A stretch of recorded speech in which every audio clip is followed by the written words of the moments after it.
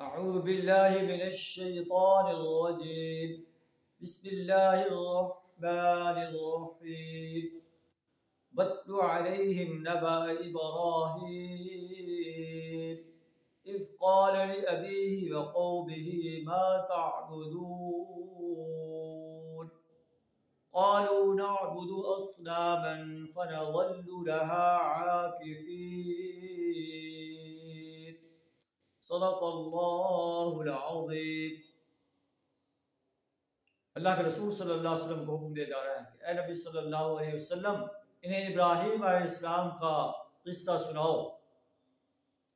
जब आपने अपने बाप से और अपनी कौम से कहा कि तुम किन की इबादत करते हो, उन्हें कहा हम बुतों की इबादत करते हैं।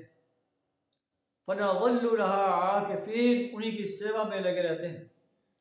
आप फरमाया, क्या ये तुम्हारी बात सुनते हैं जो है जब तुम इन्हें पुकारते हो, या तुम्हें नफ़ा या नुकसान दे सकते हैं?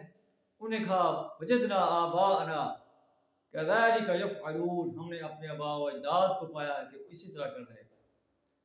आप फरमाया अफ़रअयतुम मा कुंतुम तअबुदून, कभी तुमने आंखें खोल कर देखा कि उन चीज़ों की जिनकी तुम बंदगी करते हो या तुम्हारे आबा व अजदाद बंदगी करते रहे, इनकी क्या हैसियत?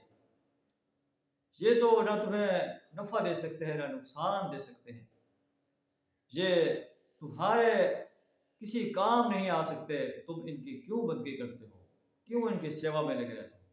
ये इब्राहीम अलैहिस्सलाम का वाक़ा सुनाकर कुफ़ार मक्का को और पूरी दुनिया के काफिर इंसानों को, मुशरिक इंसानों को, बाग़ी इंसानों को ख़बरदार किया जा रहा है।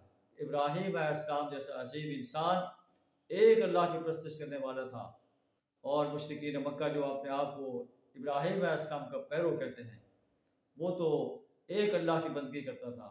इन्होंने 360 बुत जो है बैतुल्लाह में रखे हुए हैं, उनकी बंदगी कर रहे हैं।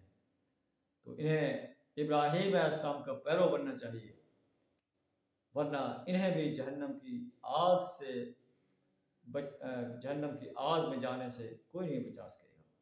अल्लाह से दुआ हमें अपनी ही बंदगी, अपनी ही परस्तिश, अपनी इताअत करने की तौफीक अता फरमाए।